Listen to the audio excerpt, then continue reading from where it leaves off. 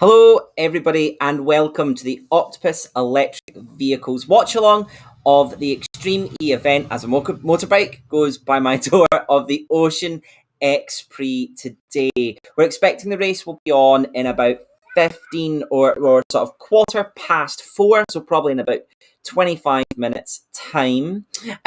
Please excuse the slightly jaunty angle of my sort of bit on my wall here as I am in an Airbnb in Dover because I'm racing this weekend in the first electric series in the UK.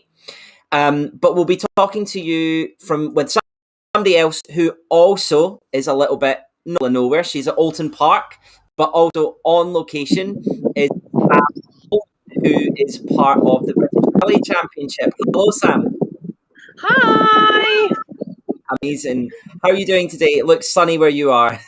Oh, it is beautiful. There's a little bit of a breeze in the air as well. It'll lull you into false security because, the sun is absolutely blazing. So I think there's going to be a few people very burnt tomorrow. Amazing. So, Sam, what we'll do is we'll talk a little bit about who Octopus are. We'll talk a little bit about what sort of the way this works, how the Extreme E sort of watch along works, and then we'll get into the nitty gritty of your passion, which is rally racing. Last time we did this, we had Emily Glanville, who is a Scottish racing driver, but she's much more of driving in straight lines and going around corners properly. You like to go around corners sideways on dirt and snow, right, Sam? Absolutely, yeah. Straight line might be faster, but it's boring. Amazing. So at Octopus, we're super passionate about helping people understand making that switch to electric vehicles and making sure that they get the right car for them.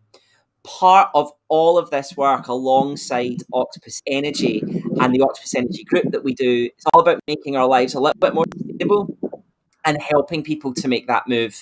I myself spend every day in work helping people make the move to electric vehicles. One of the ways that we think that we see a big help in moving to electric cars is through community.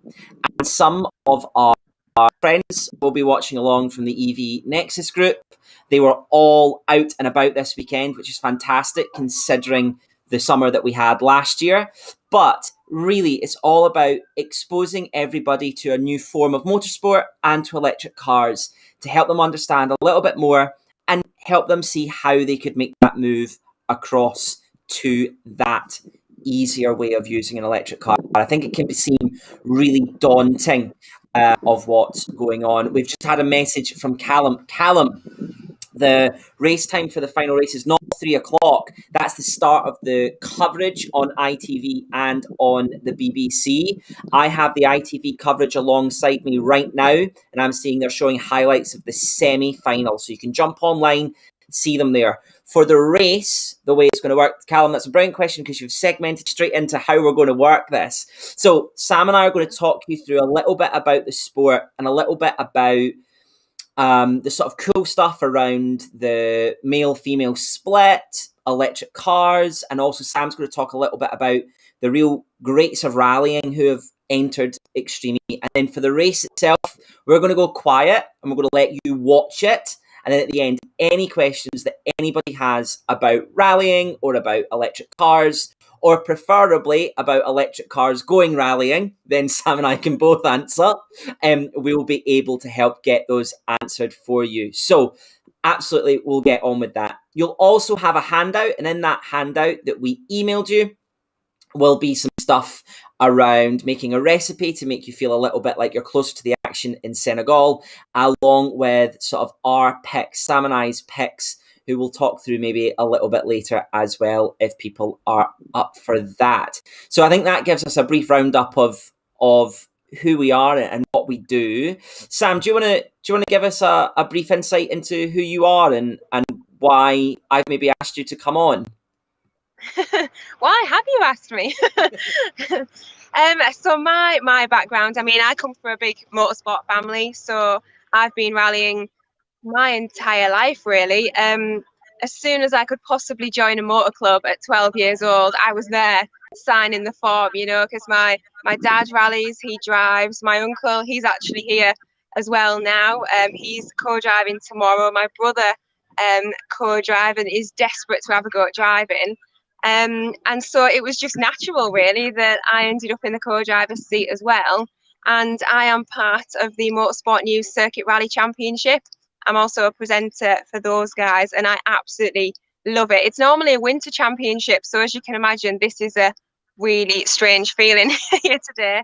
But because of rescheduled dates and COVID, etc., we are now sharing Oulton Park with the British Rally Championship as well. So it's very, very exciting here today. You have got me on a very excited day, so I'm absolutely buzzing.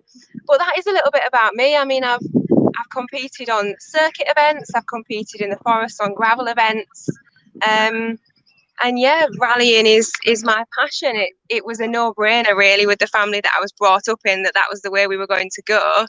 So yeah, that's me, really. Amazing, amazing. What is it that you think makes rallying so special? Because I think there are people that love Formula One, right? And there are people that love all forms of motorsport. But Sam and I have worked together in a previous role, and we talk a lot about rallyists. Like, we know there is definite people that fall distinctly in love with rallying, and all other motorsport is a bit tame and a bit like not quite as scary and not quite as adrenaline filled and not quite as and I think Extreme sort of harnessed that quite well. But it seems like, from what you were saying, Sam, maybe the rally community isn't quite as up to speed with it as maybe Extreme would hope. But there's definitely something that gets under the skin with rallying, right? Yeah, I mean, absolutely. I'm not sure what it is, to be honest with you. It is just, it does get under your skin. And I think, yeah, that there has to be a certain type of person. You've got to be a little bit crazy, I think, to get in some of these machines. Certainly once you get into the forest, I think that is a whole different breed of person, you know. But I was actually very, very surprised because, yeah, rallying is my passion, and I do very little, I'll be honest, with other forms of motorsport. And yet, since my eyes were opened quite recently, actually, to Extreme E, I don't really know why I haven't heard more about it from the rallying side of it, because there are some rallying greats that are a part of it, that compete in it. And, you know, people that I've grown up rallying, idols of mine, like Carlos Sainz, things. So I don't know why I haven't heard more about it. And I certainly think now it's maybe getting a little bit more out there. But no, I don't really know why the rallying guys haven't heard more about Extreme E, because it ticks all the boxes for us. It is sort of seems to be where the sort of greats go out to pasture. And I don't mean that quite in the horrible way, but it seems like once those reactions sort of come down a little bit in sort of rally drivers mid-40s, right? McRae was the same. He was a little bit younger, obviously. Sainz, we saw they sort of go off to do the Paris Dakar, which lots of people outside of rallying probably won't know of, but it's a race that used to be, funnily enough, from Paris to Dakar. But now is just in fairly remote and extreme locations and spread across a month. And it seems like Extreme is very much tapping into that form of rallying rather than straight sort of racing against the clock through the forest. But it's an interesting sort of, I think a lot of people in the rallying community know a lot about Paris Dakar, but probably don't know as much about Extreme E. Maybe that's what Extreme E are wanting. Maybe they're wanting a little bit more of a feel about it that's fairly new and upcoming rather than where rallying is.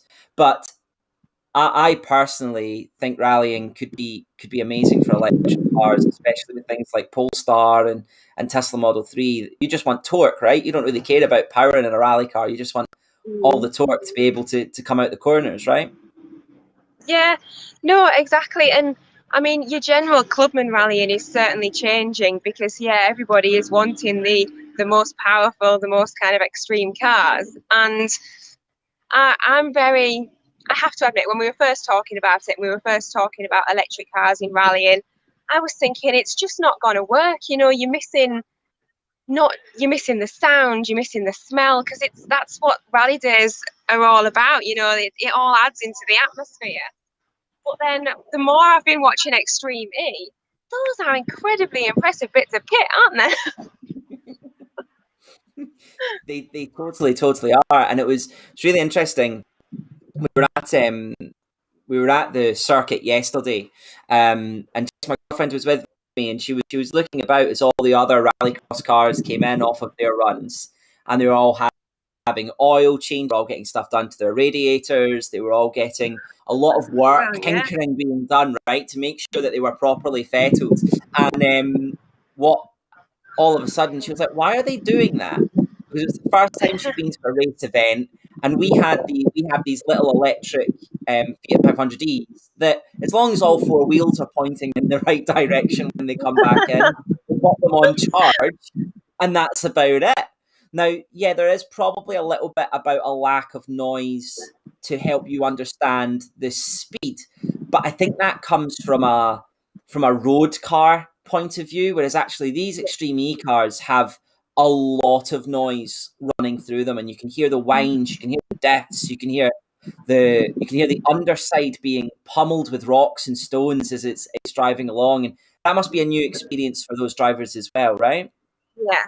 Oh, absolutely. Because I mean, when you're in a rally car, you've got your balaclava on, you've got your helmet on, and the helmets are so padded out because these cars are so loud. You can't hear anything else other than your co-driver that you have in your ear, literally. You can't hear anything else. So when you're going through the forest, yes, I don't doubt that, there would be noise underneath the car, but you certainly don't hear it. So that must be a little bit off-putting, actually, because in effect you could then hear the damage happening, which isn't anything really that you want to hear.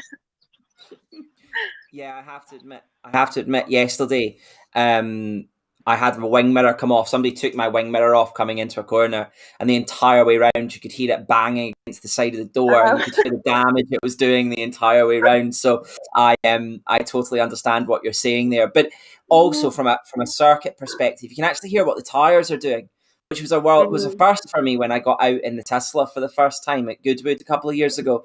Was actually Yeah. getting on out in that car and driving up the hill. You could hear what the tires were doing. You could kind of hear the suspension moving underneath the cars as well, which I think makes a big. Right. It will change what these cars could be. I think is that you can start to use that as feedback for learning and for getting Yeah. quicker, and you'll find that a lot of people that go out, or a lot of people that watch motorsport that haven't really done it, I think that people just go out and drive as fast as possible all the time, and actually that's the thing you want to do, because they're extra pieces of kit. You're probably going to get hurt. You're probably going to have a whole load of these things go wrong, when actually it's about growing into your car. It's about growing into your car. It's just about building that speed and getting a little bit quicker over and over. And the more you can learn in those moments, I suppose as a co-driver, that's even more important, because you can actually give feedback to the driver a lot of the time as to whether or not they're going too fast, right? Or trying to go too fast rather than going fast. Yeah. Trying is key. No, I have to admit, I mean, yes, I've got a lot of friends that aren't interested in motorsport, and they very much think it is a turn up on the day and just drive as fast as you can. But there's so much prep work that goes into it before you even think about getting in the car. For weeks prior to this event today, certainly, obviously, because of COVID, a lot of people haven't been in the car for like 18 months, which is huge, because especially for the BRC guys, they would have been, testing and doing all sorts, trying to be ready for the first round. So there's so much prep work that goes into it. You would be watching in cars from previous events. You get your stage maps. You would be marking off all that. You would be doing all this. And the car, I suppose, obviously, that's a benefit, as you were saying, about the electric cars, because once you get to a day, I suppose, yeah, unless you have got something falling off, you don't actually have to do anything about it. Whereas these, there's so much, especially the newer spec R5s and things like that. There's so much work that needs doing to the car to get it set up for any event. They are fairly special, those cars, aren't they? Those R5s. I know that we're looking at World Rally Championship moving to hybrids in the next couple of years, and I think that will be a big step for people understanding. And there used to be rules around. I don't know if they're continuing. There used to be rules around cars that had to run fully electric some of the time and not fully electric other times. So I know that was the thing. I can see that we're now on to what looks like the crazy race. So this looks like they're still covering the crazy race at the moment. So we've got a little bit of time to go through. I'm Sam, intrigued if I about that. remember The correctly, crazy race just sounds ridiculous. oh, I know. We also know who wins because we know who's through to the 4-car final. But for those watching at home, we're going to keep completely quiet while while that goes on. There's a few greats that are sort of racing, especially on the male side of things, and I wanted to touch on that very briefly for somebody that's new to motorsport. Extreme E is the first race series in the world to run a 50-50 gender split. So half of the drivers are male, half the drivers are female, which is partly the reason I wanted to get you involved. Same with Emily, is that being a female in motorsport must be not hard, but I suppose it can be tricky not seeing other people around you that make you feel like they're the same. But also that these women that are racing today, they're going up against some of the greatest rally drivers and racing drivers of potentially all time. And that must be a daunting prospect. And also the fact that there'll be a big experience gap as well, not because of anything to do with their gender, but because they've not had the platform like Extreme E before, right? No, absolutely. And I think something that I've kind of established from Extreme E, and something that I really, really love about it, is that it seems to be the whole of the motorsport community coming together. You don't have to have a specific background. I mean, you've got people coming from rallying, you've got people coming from Formula One, you've got people coming from like superbikes, British Rallycross. The variety is crazy, and I really love that, because it just seems to tick all the boxes. It's everybody in a bit of a motorsport community coming together, which is fantastic. And I don't think we've had anything like this in the past that is so equally split as well, because it is very much a male dominated industry. It is, I have to admit, there are certainly more so now. There are more females in the sport, but I mean, I did my first rally in 2008. As soon as I could get my provisional license, I was there. I was in the car fighting for that co-driver's seat, and there were very, very few. There's a few more female co-drivers these days, but certainly not drivers, and certainly not when you get to world level. There's still very, very few, and I don't particularly know why that is, but that's another thing I love about Extreme E, because it is that equal split. And I don't really know what the answer is to getting more experience, because yeah, I don't know why more women aren't interested. And that is just the thing. It's not that extra support isn't offered. It's not that you're not given equal opportunities. There just doesn't seem to be many women that want to come into motorsport, and I don't know why that is. I think it's poignant also to point out that there are some of the women that are racing this time were partnered with world champions. I'm thinking of Kevin Hansen's partner, Katie Munnings, was partnered with Kevin. He's a world rallycross champion. You have Molly Taylor partnered with Van Christopherson, who's a multiple world rallycross champion. You've also got Sebastian Loeb with Gutierrez, who is a 9-time world rally champion. And today or yesterday through qualifying, Gutierrez was keeping pace with Loeb. So it's not even like the talent in the women specifically that are racing is lacking either. It just seems to be there's not that platform to showcase how quick they can actually go. And it should be, for me, the thing I find puzzling is that it should be the one sport whereby it's much more equal, because it is about your reactions, it is about your thinking. It's not so much about getting to the gym every day and being the fastest over 100 meters, or every one of these drivers is super fit, and we're not going to take that away from them. Yeah. But it's not quite the same as running 100 yards or a game of tennis, is it? It is a much more level playing field at its very Yeah. core. But then I suppose the things like money and the things like a lack of a talent pool in the past has then meant that people in the future or the present don't see how they could do something similar, and perhaps that's what's extreme is. So I wonder how many women were involved in rallying when Michelle Mouton was racing and in the Group B era as sort of a really exciting, because that was really or how many people were interested to get involved. I think if we see our first female in Formula One for what must be pretty close to 50 years now, if we Yeah. see that sort of thing happen, I think maybe we see that change in mindset or thought process. What do you think? Yeah, definitely. I think it is just a case of seeing more people doing it, because I don't get me wrong, it is very male dominated, but I mean, I've never had, when I come to an event, I very much just get treated like one of the lads. It's not a case of, oh, she's female, don't speak to her. You're not shunned out or anything. I don't know whether that's the case for everybody, whether that's just my case, because obviously my family's been around motorsport, so people like know me from being a kid. I don't know, but I've never had that experience where you're not accepted, if you like. I think it is just a case of you don't see it very often.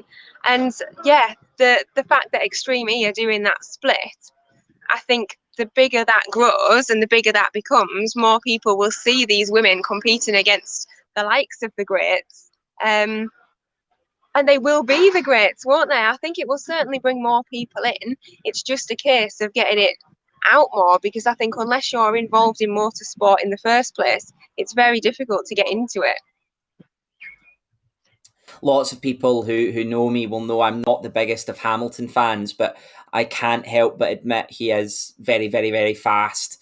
But also the stuff he's doing around his Hamilton Commission about getting people involved in STEM and people that wouldn't traditionally being involved in STEM, I think is incredible as well. STEM stands for science, technology,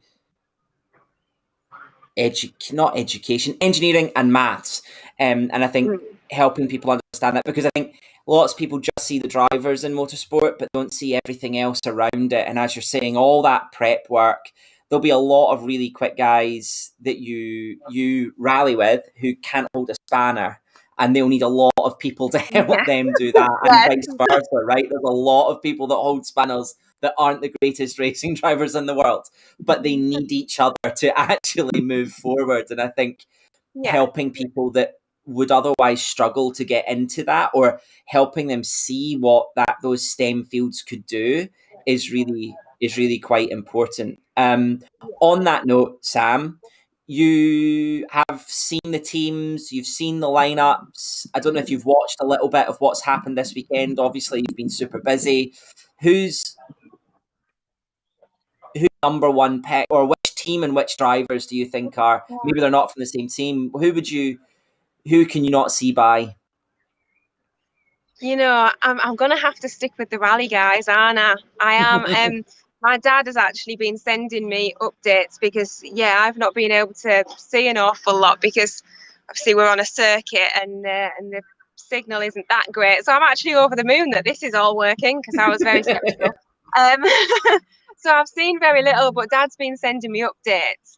Um, oh, I've got to go Loeb. I've got to. I think he's a driver that stands out for me, but I don't know whether that's just me being biased, because I've been watching him rally. Nearly Yeah, your maybe. entire life, right? That's the that's the big thing. Like Loeb has been going. So I remember one of my earliest memories is my dad sitting me down on the sofa to watch McRae do the donuts with the saltire out the window, from when he won the championship at the British Rally that year. And I can remember quite vividly that happening. And I think my dad just sat me down to do that because he thought it would be a piece of Scottish history, and to prove that a man from only about 30 miles away from our house had managed to do something on a world stage. Little did he know that sort of ignited my passion for cars. And my dad refuses to watch. He didn't watch anything until I texted him last night to say that I was safe. Then he'd sit down and watch my race from yesterday. He thinks it's super dangerous. But Loeb's sort of going late 90s. He sort of quit gymnastics. He got injured, didn't he? And then sort of just took World Rallying by storm as this 23-year-old that came in and defeated both Yeah. McRae and Science in their own car. He did. He seemed to come from absolutely nowhere. No one had heard of him. And he'd done very little. And then all of a sudden, he was just this guy that was absolutely taking on the world stage. And yet, everyone was questioning where he'd come from. So, yeah, he was a big part of my rallying upbringing. So I'm gonna have to say him. He's gonna be my top pick, and Katie Mullins as well.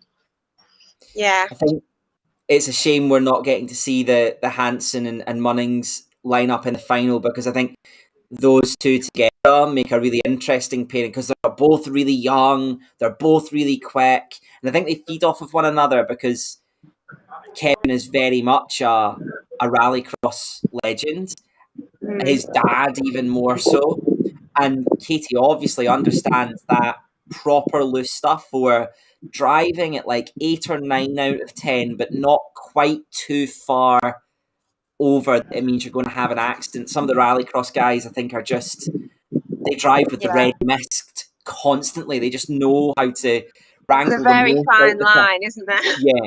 Whereas I think your sport, rallying especially, leads to driving very close to the edge, but understanding where it is and never going over it. Right, that's what Loeb was so good Yeah. at, and what McRae was so bad at. Right, McRae just needed to be the fastest everywhere. Yeah, he didn't seem to have any fear. It was like he was still very much a child that just didn't see fear throughout his whole life. But no, rallying, certainly once you get in the forest, not so much on the circuits, because when you're here on the circuits, it's all very safety conscious. But once you get out in the actual forest rallying, sorry, people are walking past, I'm waving.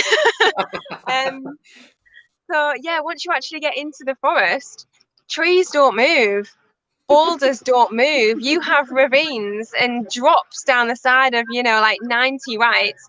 You don't want to end up there. So yes, you are trying to drive, but at the same time, you respect what your car can do and you respect your surroundings as well. So I think it does give you a very disciplined idea of speed at the same time. So yes, I think rallying is a good discipline to come from to go into extreme E. But again, I might be being biased. Who knows? I think Katie Munning's last time out in the desert X Prix really showed us that she was fairly quicker than Timmy. The one Kevin, sorry. The one thing that I think is really interesting though is that this race, or this weekend, they've changed the way that they're doing the race.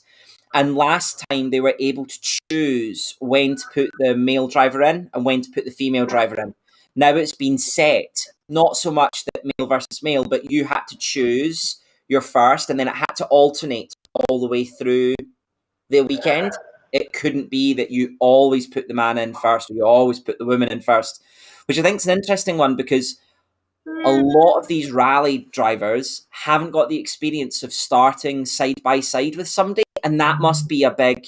I don't know how you feel, but if you were Yeah, asked just randomly to jump in a car and have somebody sat right next to you competing for the same piece of sand or tarmac, I think that might be a little bit off-putting. So I don't know yeah, how you would feel as a co-driver. I suppose it's a little bit different, obviously, but some racing yeah. in Scotland, correct me if I'm wrong, somewhere like Crail or Knockhill, you actually have to look out for other cars on the circuit at the same time, don't you?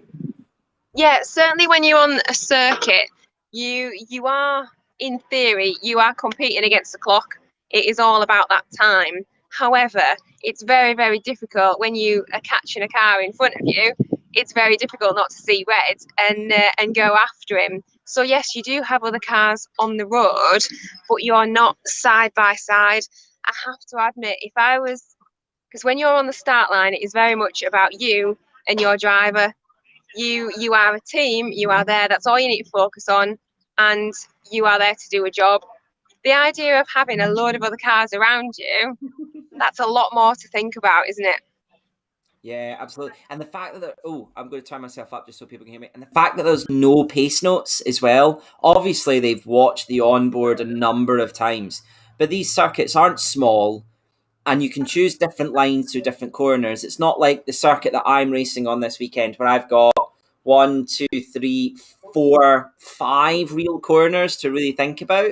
The rest are all through. I'm flat through the rest of them. There's more corners than that, but I'm not worrying about them because I'm not actually doing anything other than steering the wheel. But for 5 of those corners, I have to think about braking. I have to think about accelerating. And that's really easy to remember because you do it like 3 times, you watch them on board, you know exactly where you are. You Yeah. give instruction to your driver, right? You let them know what corners are coming up round this next tree that they can't see. But it looks like, Yeah. it is for Extreme that they're not given that information. And that must be Yeah. a big moment for them. It must be. I mean, it's all about mindset again, isn't it? I mean, when you're on a circuit, like you say, once you've watched the onboards and you've driven around it, you can get it into your head where your braking points are, where your line is. But yeah, when you go in the forest, you can do a recce one time, or you get given a DVD that you can watch through and you can run through it and everything. I don't know who this is. Sorry.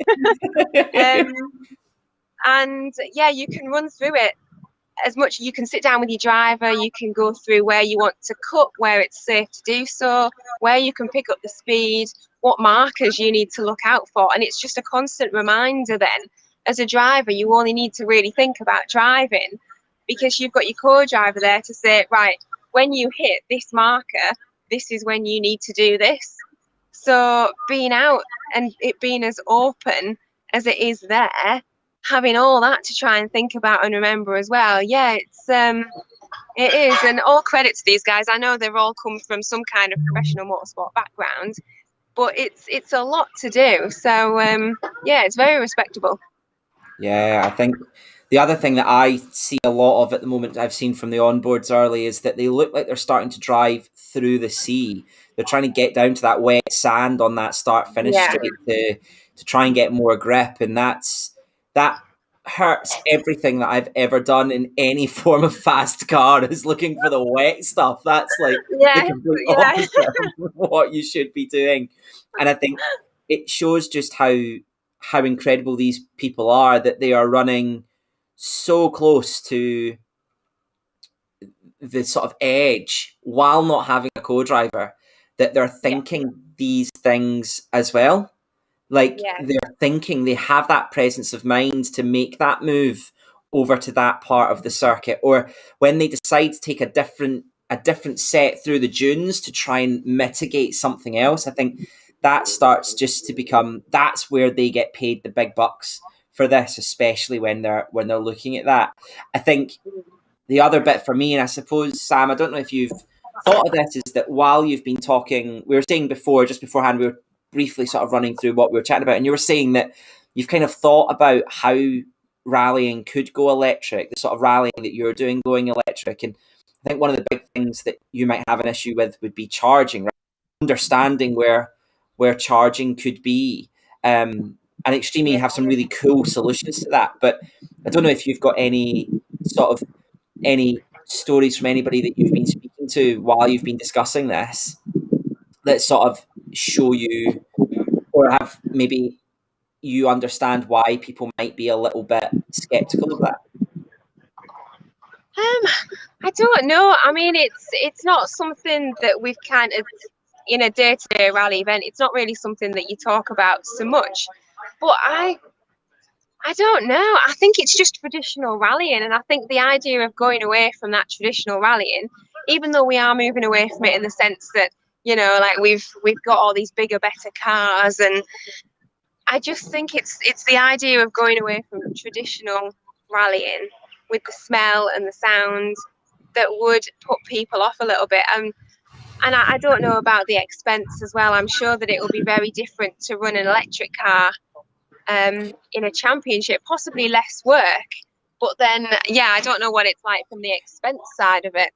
Yeah, we spoke about that briefly before, didn't we? We spoke about how that's potentially why you don't see electric cars rallying. I think a lot of people that are part of the community that have an electric car already, they kind of are so excited by that they know that they're super quick, they know that they're super reliable, but actually it's kind of weird when you see a rally car, you see a rallycross car, it looks like a normal car, but actually underneath it's not a normal car in Yeah. any way, shape, or form.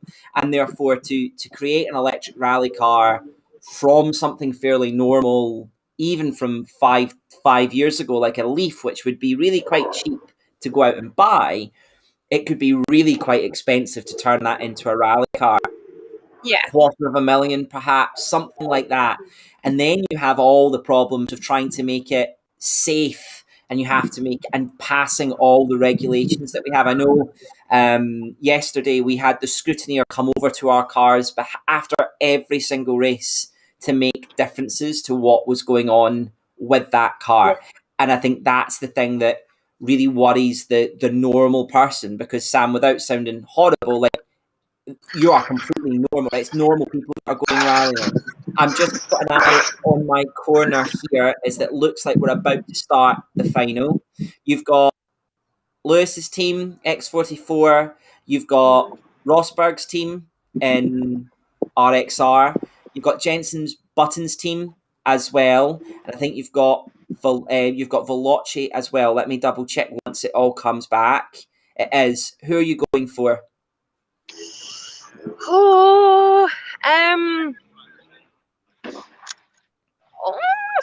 I'm sticking with Loeb. I'm going for Hamilton. I'm going for Team Hamilton. Cool. Cool. I'm gonna be your arch nemesis and go for RXR then. After just seeing how dominant Molly Taylor and Johan were in the last round, Johan Kristoffersen, I'm gonna go with those. What's gonna happen here is I'm gonna mute both This Sam and I. isn't fair though, because you know a lot more than I do. I feel like this is unfair. I'm going to turn us down so you can't hear us. If you've got your BBC or your ITV coverage on, you can absolutely watch it there. And then once we're back, we'll discuss what happened.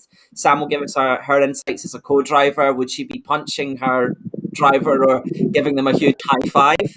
And then we'll get Usually. on. And then we'll get on from there. Thank you ever so much for watching so far. We'll be back in a few moments.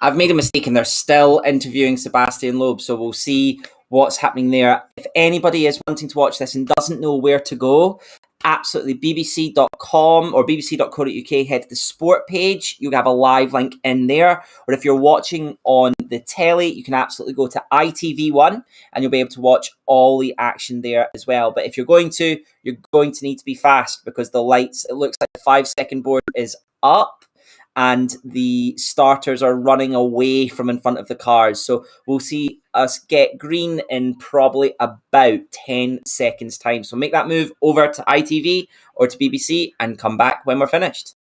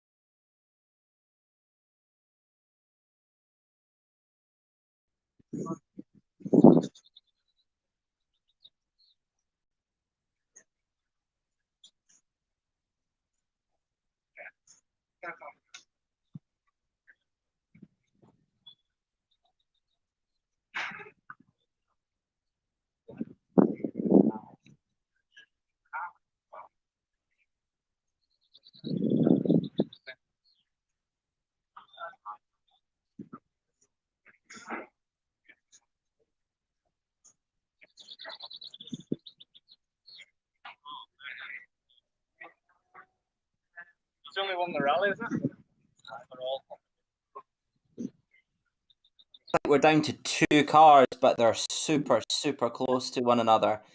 Much closer than last time. Last time we had only 1 car out and all the dust was stopping them from going, but this is getting really quite tight. But Molly Taylor Oh, I'm gutted. I can't see anything. My Wi-Fi just isn't good enough. I'm Sorry, Sam, what did just you say? waiting for you to tell me all the exciting things. So right now, yeah. So Rosberg out in front. Hamilton and Jenson Button's team have GBXE and X44 have both gone out retired. There was contact into the first corner What? between Rosberg and Hamilton, believe it or not. Oh God. And Hamilton came off worse. That's a story of their careers. And then it looks like just the Jenson Button car clipped something. They tactically played a really interesting point. They didn't use their overboost at the start, so they were hoping to use that a little bit later. And the race has been red flagged because of the stuff at the first corner. So I've not seen a red flag in Extreme E before, so let's see what happens here.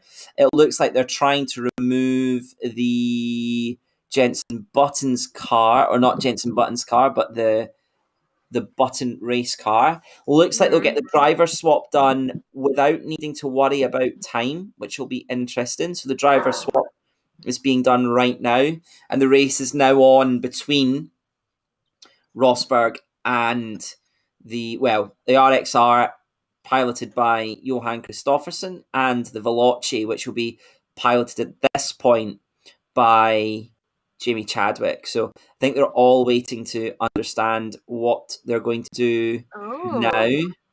Because is it a similar kind of idea in Extreme E when the red flag as it would be on a circuit?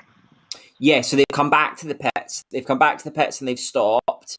They have one team has made the driver change, another one hasn't made their driver change, and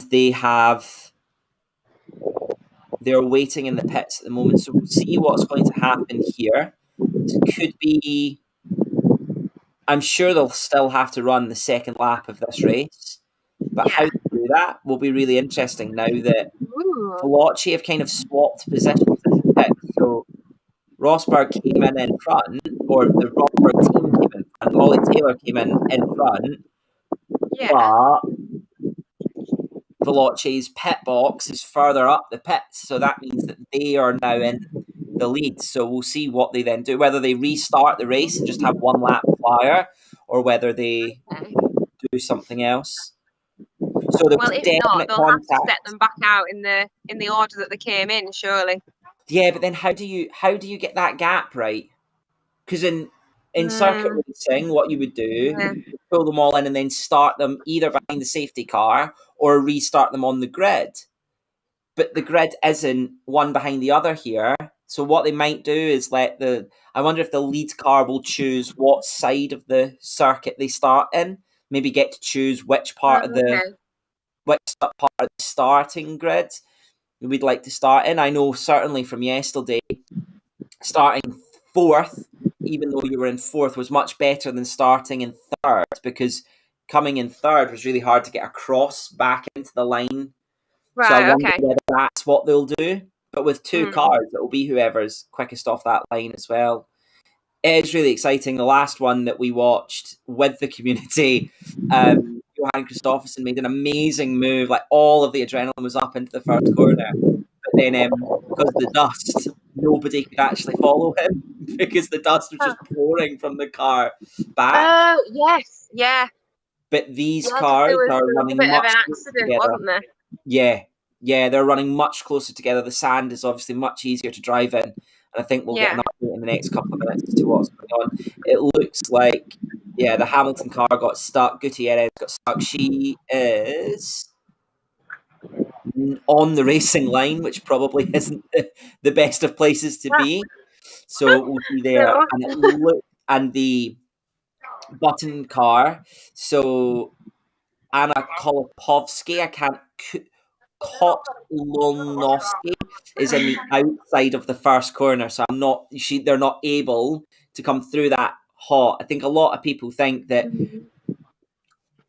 Sam, you'll know from maybe spectating or seeing people spectate, is that if you're on the inside of the corner, you can get almost as close to the car as you want because that's super safe, right? Because the car's never going to come into the corner more. But Never people, say never. Never say never. But it's less likely. it's If you are going to stand on a corner, you would stand on the inside, because if the car goes a bit wide or if they lose the back end or whatever, you're more likely to go on the outside.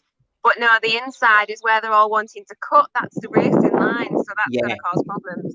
Yeah, but I think that's it, isn't it? That people go. I know my godfather told me a story about when he first went to a rally. He stood like 20 yards before the corner, so he stood 20 yards before the corner on the outside, thinking that was the best place to stand, forgetting that that's where the drivers turn in. So he just got caked in mud for the first three cars that came by. So but he never did that thinks again. the outside of the corner is not where anything's going to happen.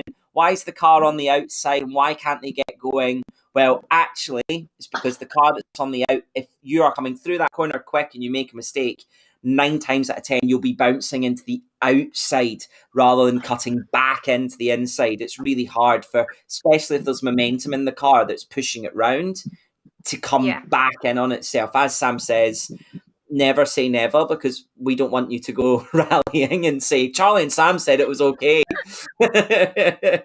But that's why they'll have had to have red flagged this race at that point, because of that. We're still waiting on them to give us an update as to what's actually going to happen now. So Sam and I are just going to hypothesize for a little bit longer. No, I can't see anything. I'm devastated. My Wi-Fi just isn't quite good enough. The signal isn't quite good enough. I am like in the middle of nowhere, and it won't let me watch. So I am relying completely on Charlie telling me everything. I'll keep running. So Kristoffersson is driving to the end of the pit lane. Sarazan is still on the graphic as in the car. I'm really sorry. I heard none of that because our championship coordinator drove past and tried distracting me. So I have no idea what you said then. So Jamie Chadwick and Johan Kristoffersson are now back at the starter's gate. So they've driven out of the pit. They've come down to the end of the starter's gate. Jamie Chadwick is blowing all expectations out the water. She's fantastic. So she won the W Series, which was a female-only race championship in 2019. But it will be very interesting to see how they get on. Johan Kristoffersson is a 3-time World Rallycross champion, and beat Loeb at World Rallycross. So they're starting in the grid slots. However, Kristoffersson is starting in first, and Jamie Chadwick is starting in third. So it looks like we're going to get racing fairly soon again, but that's how they've done it. So they've brought them back to the starting grid, and they've put Johan in first, and they put Jamie Chadwick in third. So they're going to get less contact at the start, but they will be able to go racing. I think both cars have used their overboost function. So because of that, we don't have one that's got a tactical advantage of leaving that a little bit later and using it. But perhaps this experience will mean that that's what happens in the future. Somebody now who had that feature in their car would be much, much quicker off this start. So I think that's how they're going to do it. They're now showing a graphic that says a 1-lap shootout. So I think this is what they're going to do. They're going to run for 1 lap. It's going to be Jamie Chadwick, W Series winner, and Williams development driver up against Johan Kristoffersson, 3-time World Rallycross champion. My head is saying Johan, but my heart says Jamie Chadwick. I'm going Jamie.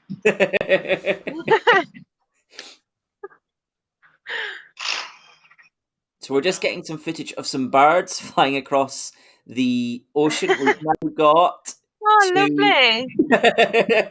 we've now got two people. I think this is the 30-second board about to go up, so I think we're all good. Okay, this is They're now exciting. interviewing. It'd be more Yeah, exciting if I could see it, I'm sure, but I'm excited anyway. they're now interviewing Kevin Hansen about what happened while they Are are those guys waiting. still on the corner? Are they still stuck in the corners of?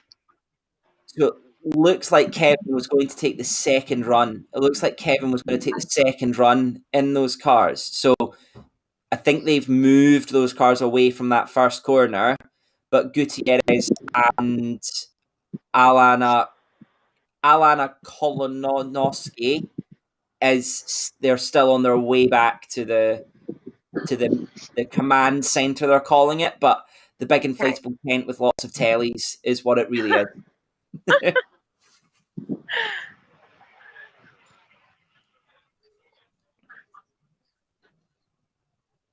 So more beautiful shots of the seaside, which is lovely. You know, And I was wishing I could be there when we were talking about it the other day. I was thinking, oh, how lovely would it be to just fly out and do this from the beach. However, the heat that I've got here right now, I'm feeling it anyway. well, I think tomorrow's going to be. What temperature did you say it was going to be there? Because I think it's 26 degrees in Senegal right now, so it mustn't be too far away. 22. It's forecast tomorrow. I might as well be there on the beach. Yeah, should have done it in Wales. Should have done it up in Islas in Wales. Yeah. Cool. So they're running over the circuit again. I think we're about to see the start happen of this Okay. one lap shootout between these two drivers. I think we know Sam's going with Jamie Chadwick. I'm struggling to choose right now. It would be an absolutely lovely story to see Jamie Chadwick because we didn't get to see her last time in Saudi Arabia in the Desert X Prix because her partner Stefan Sarazan crashed in the car, wasn't able to continue, so we didn't get to see what Jamie Chadwick could really manage. And I think that's what is going to be super exciting, is to see this real circuit racer, top of her field, potentially could be in Formula One in the next couple of years, go up against a real rallycross legend. And I think Yeah, we're you under can't starter have grid. Jamie. I've got Jamie. Right, I'll go Let's do a Johan then. full I battle. win either way, right? Either I win by Johan winning, or I win because Jamie Chadwick. It's a lovely story that happens. Yeah, we'll have a little bit of a rivalry, but yeah, you could tell me anything because I can't actually see. So The red lights are coming on, and it's green, so we're going to go away. I'll turn this down a little bit, and Sam, I'll let you know what happens.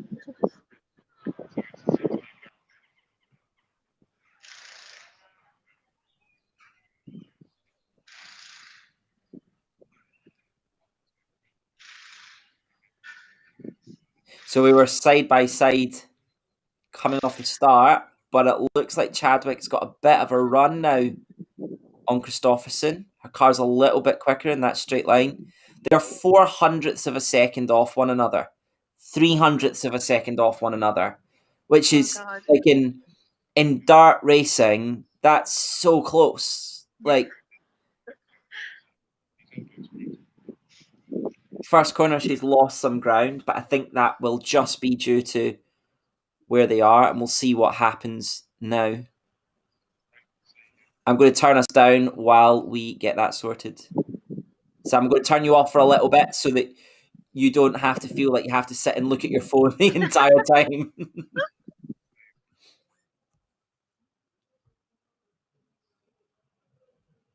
So Jamie was super strong. The Veloci car was super strong in the super sector, which is the second or the middle part of the circuit the past couple of days. So she's dropped 2 seconds off, nearly 3 seconds.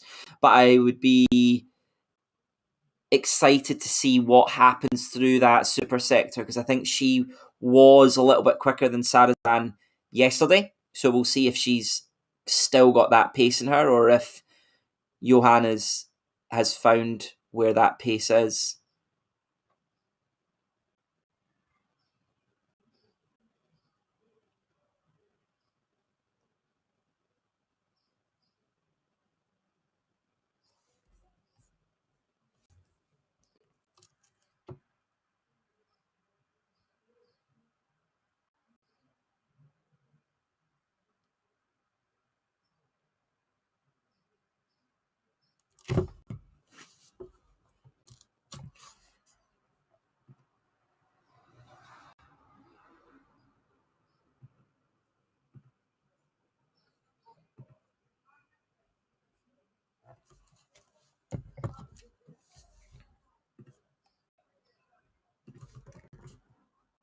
The gap is sort of stabilised at 5 seconds now. So up to 6. Just as I say that, it's up to 6, which is fantastic.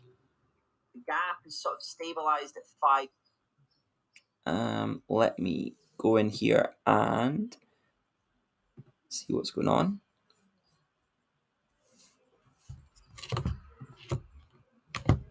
So yeah, up to 9 seconds now. So it looks like my head was right there, Sam. Sorry to disappoint you at the moment. Lest something goes wrong, this was looking like Kristoffersson, but it could very well go wrong quite quickly.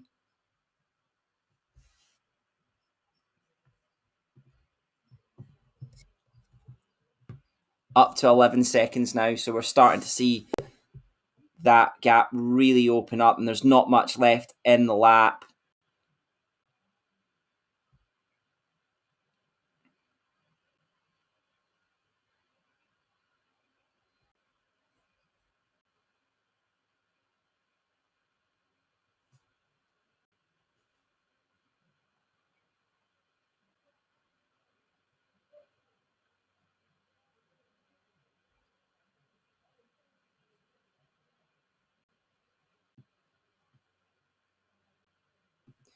Sam, if you can hear me, you're back on, but I'm thinking Hello.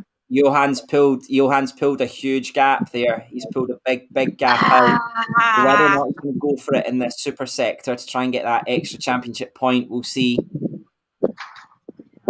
You did this to me on purpose, didn't you? I mean, this is looking ominous for the championship as well, because that's Rosberg will have 2 race wins out of 2 races, and neither of the second place cars were the same second place cars. So their championship lead now will be really quite large. Yeah. It's opened up to 15 seconds, about to cross the line. So yeah, there we go. Hart wins overhead today, which is a bit of a shame, but amazing to see Jamie Chadwick come back from last time out where that car was nowhere in that final. Sam, I think if I could see it, I could have done something about it. I could have cheered over the line, but yeah, I had nothing. I can see Charlie, that's it. Sam, I can't hear you at all. Oh. Can you hear me now? These can.